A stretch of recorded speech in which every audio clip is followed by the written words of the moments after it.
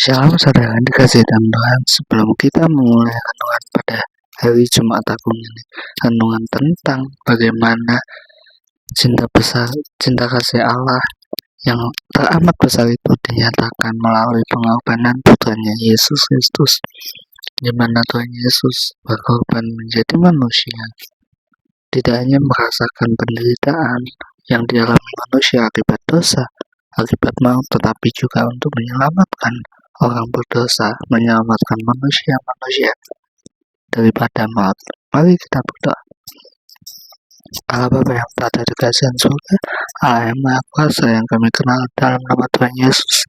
Terima kasih Bapa atas anugerah-Mu, atas setiap yang Kau beri Tuhan, berkat jasmani maupun rohani Tuhan, terutama Tuhan kesempatan dan waktu yang boleh kami rasakan Tuhan, sehingga kami boleh menikmati ibadah pada Jumat Agung ini Tuhan, mana kami boleh mengingat kembali Tuhan betapa besar kasih Engkau Tuhan terhadap kami Tuhan, manusia berdosa. Kami bukan apa-apa di mata Engkau Tuhan, tetapi Engkau rela turun Tuhan menjadi manusia.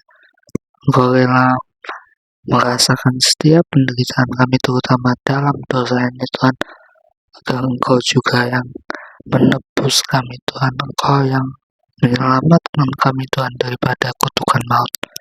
Terima kasih Bapa. Pakailah kami Tuhan, agar di mana hari raya ini menuju Paskah Tuhan, agar kami semakin menghayati cinta kasih Engkau pada kami Tuhan. Sebentar kami ingin mendengarkan renungan firman-Mu, Engkau buka mata hati dan pikiran kami Tuhan, sehingga dari renungan ini kami boleh meresapi Tuhan, kami boleh melaksanakan cinta kasih-Mu itu dimanapun kami berada dan kepada siapapun. Hanya di dalam nama Tuhan Yesus kami berdoa dan mengucap syukur. Haleluya. Amin. Shalom saudara yang dikasihi dalam Tuhan. Renungan pada hari ini diambil dari Ibrani 4 ayat yang pertama hingga yang ke-16. Demikianlah firman Tuhan. Judulnya adalah Hari Perhentian yang Disediakan Allah. Sebab itu baiklah kita waspada, supaya jangan ada seorang di antara kamu yang dianggap ketinggalan, sekalipun janji akan masuk ke dalam perhentiannya masih berlaku. Karena kepada kita diberitakan juga kabar kesukaan sama seperti kepada mereka. Tetapi firman pemberitaan itu tidak berguna bagi mereka, karena tidak bertumbuh bersama-sama oleh iman dengan mereka yang mendengar. Sebab kita yang beriman akan masuk ke tempat perhentian, seperti yang ia katakan, sehingga aku bersumpah dalam mukaku, mereka tak akan masuk ke tempat perhentianku, sekalipun pekerjaannya sudah selesai sejak dunia dijadikan. Sebab tentang hari ketujuh pernah dikatakan di dalam suatu nas, dan Allah berhenti pada hari ketujuh dari segala pekerjaannya. Dan dalam nas itu kita baca, mereka tak akan masuk ke tempat perhentianku. Jadi sudah jelas bahwa ada sejumlah orang yang akan masuk ke tempat perhentian itu, sedangkan mereka yang kepadanya terlebih dahulu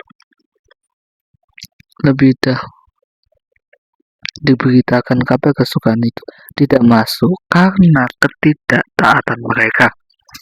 Sebab itu ia menetapkan pula suatu hari, yaitu hari ini, ketika ia setelah sekian lama berfirman dengan perantara Daud, seperti dikatakan di atas, pada hari ini jika kamu mendengar suaranya, janganlah keraskan hatimu. Sebab andai kata Yosua telah membawa mereka masuk ke tempat perhentian, pasti Allah tidak akan berkata-kata kemudian tentang suatu hari lain. Jadi masih tersedia suatu hari perhentian, hari ketujuh bagi umat Allah. Sebab barang siapa telah masuk ke tempat perhentiannya, ia sendiri telah berhenti dari segala pekerjaannya, sama seperti Allah berhenti dari pekerjaannya. Karena itu baiklah kita berusaha untuk masuk ke dalam perhentian itu supaya jangan seorang pun jatuh karena mengikuti contoh ketidaktaatan itu juga. Sebab firman Allah hidup dan kuat dan lebih tajam daripada pedang bermata dua mata pun, yang menusuk amat dalam sampai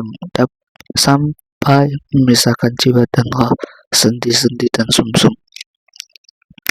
Ia sanggup membedakan pertimbangan dan pikiran hati kita, dan tidak ada suatu makhluk pun yang tersembunyi di hadapannya, sebab segala sesuatu telanjang dan terbuka di depan mata Dia, yang kepadanya kita harus memberikan pertanggungan jawab. Karena kita sekarang mempunyai imam besar agung yang telah melintasi semua langit, yaitu Yesus Anak Allah. Baiklah kita teguh berpegang pada pengakuan iman kita. Sebab imam besar yang kita punya bukanlah imam besar yang tidak dapat turut merasakan kelemahan-kelemahan kita. Sebaliknya, sama dengan kita, Ia telah dicobai hanya tidak berbuat dosa. Sebab itu marilah kita dengan penuh keberanian menghampiri tahta kasih karunia, supaya kita menerima rahmat dan menemukan kasih karunia untuk mendapatkan pertolongan kita pada waktunya. Amin. Saudara yang dikasihi dalam Tuhan, Jumat Agung termasuk dalam 3 hari Trisuci, yaitu di mana 3 hari itu adalah Kamis Putih, Jumat Agung, dan Paskah, di mana dalam ketiga hari tersebut sama-sama memperingati atau mengingatkan kita bagaimana cinta kasih Tuhan kepada manusia. Dia rela turun menjadi manusia untuk menebus dosa-dosa kita. Nah, Jumat Agung ini adalah puncak penderitaan, sengsara, dan wafat Yesus Kristus untuk menebus dosa-dosa kita, di mana dalam Jumat Agung ini Tuhan Yesus menyerahkan, di mana Tuhan Yesus mendapatkan tempat perhentian.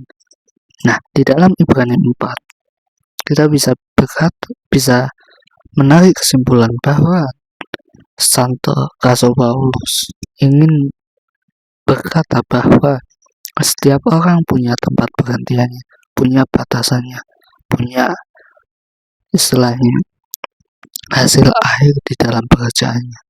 Contohnya adalah Yesus, di mana Tuhan Yesus juga mempunyai tempat perhentian. Tuhan Yesus tidak selama-lamanya hidup menjadi manusia di daerah itu saja. Kalau Tuhan Yesus tidak ada tempat perhentiannya, tidak ada hasil akhirnya, tidak ada jalan ujungnya, maka Roh Kudus tidak akan bisa turun ke dunia. Dan Roh Kudus ini yang menghubungkan kita kepada Bapa. Amin.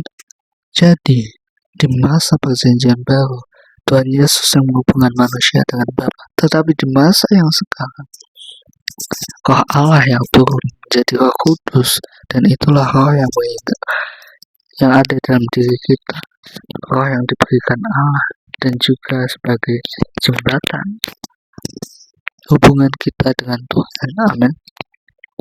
Nah, dikatakan di ayat yang pertama, sebab itu baiklah kita waspada, supaya jangan ada seorang di antara kamu yang dianggap ketinggalan. Jadi saudara, jangan sampai kita menyia-nyiakan hidup yang diberikan Tuhan. Jangan sampai kita dalam kehidupan kita justru tidak berbuah apa-apa, tidak mengasihi, tidak melayani sesama, tidak mengampuni. Jangan sampai kehidupan kita justru menjadi batu sandungan dan bukan menjadi berkat, dan bukan menjadi alat Tuhan. Jangan sampai, saudara. Karena karunia penebusan itu tidak bisa dibayar oleh apapun. Karena itu hanya bisa didapat barang siapa yang percaya pada Tuhan dan yang setia sampai pada akhir. Jadi kita berbicara ayat hari ini berbicara, hari perhentian itu adalah bagaimana hubungan kita dengan Allah diuji oleh berbagai masalah. Dan yang menentukan adalah taat dan setia. Taat itu artinya selalu melakukan apa yang Tuhan perintahkan. Dan setia adalah setia terus untuk melakukan perintah-perintah Tuhan. Sampai pada waktunya kita dipanggil Tuhan. Amin. Di ayat yang ke-11 berkata, karena itu baiklah kita berusaha untuk masuk ke dalam perhentian itu, supaya jangan seorang pun jatuh karena mengikuti contoh ketidaktaatan ini. Sama seperti Yudas Iskariot, jangan sampai kita seperti Yudas Iskariot. Kita misalkan kita sudah lama mengenal Yesus, kita sudah lama tahu bahwa Yesus itu Tuhan, kita sudah lama beribadah kepada Dia, kepada Yesus, tetapi justru pada akhirnya kita mengakhiri semuanya itu dengan daging. Jika kita mengawali dengan roh, kita juga harus mengakhirinya dengan roh. Jika kita mengawali dengan daging, bertobat saudara. Dan biarlah hidupmu dikuasai dengan roh. Karena apa? Jika kita sudah dikuasai roh, mau seberat apapun pencobaannya, mau sebanyak apapun masalahnya, kita tetap doa bersama Tuhan. Amin. Jika kita sudah memiliki Roh Kudus, kita juga harus siap kapan kita dipanggil Tuhan, entah kapanpun itu. Tetapi bagaimana cara membuktikan kesiapan kita? Yaitu dengan kita mendekatkan diri pada Tuhan, kita percaya dan kita melakukan perintah Tuhan. Kita yakin bahwa kita dipakai Tuhan, kita bisa mengasihi sesama, kita bisa mengampuni musuh-musuh kita, dan setia melakukan perintah-perintah Tuhan sampai pada perhentiannya, sampai pada waktu Tuhan memanggil, sehingga kita didapati hamba yang setia, kita didapati hamba yang taat, hamba yang percaya sama Tuhan, sehingga pada saat Tuhan memanggil kita, Tuhan sudah menempatkan tempat yang terbaik di Firdaus untuk kita di surga nanti. Amin. Jadi kuncinya di sini adalah setia dan taat. Seperti Yesus, setia memikul salib walaupun jatuh 3 kali, dia tetap percaya bahwa yang Yesus lakukan, yang ia lakukan itu juga akan membuahkan hasil yang berlimpah-limpah. Amin. Marilah kita berdoa. Allah Bapa yang berada di kerajaan surga, terima kasih Bapa atas anugerah-Mu. Kami kembali diingatkan Tuhan bagaimana kami harus setia Tuhan dan taat sama seperti yang Engkau Bapa. Walaupun banyak jatuh bangun, walaupun banyak beban yang kami pikul, salib yang kami panggung, yang kami bawa, tetapi kami percaya Tuhan bahwa kami juga harus setia dan taat pada Engkau Tuhan, sehingga di mana Engkau memanggil kami sudah siap. Karena Engkau dapat hamba yang setia, hamba yang taat, terus melakukan perintah Tuhan. Terima kasih Bapak, ingatkan kami Tuhan agar kami terus mendengarkan isi hati-Mu Tuhan, suara-Mu Tuhan, agar setiap hari kami dipenuhi oleh apa yang kami lakukan, perintah-perintah-Mu Tuhan, dipenuhi oleh kasih yang daripada Tuhan. Terima kasih Bapak. Pakailah kami menjadi saksi dan anak, pakailah kami untuk mewartakan sabda-Mu ini Tuhan, menyelamatkan jiwa-jiwa hanya di dalam nama Tuhan Yesus. Haleluya. Amin.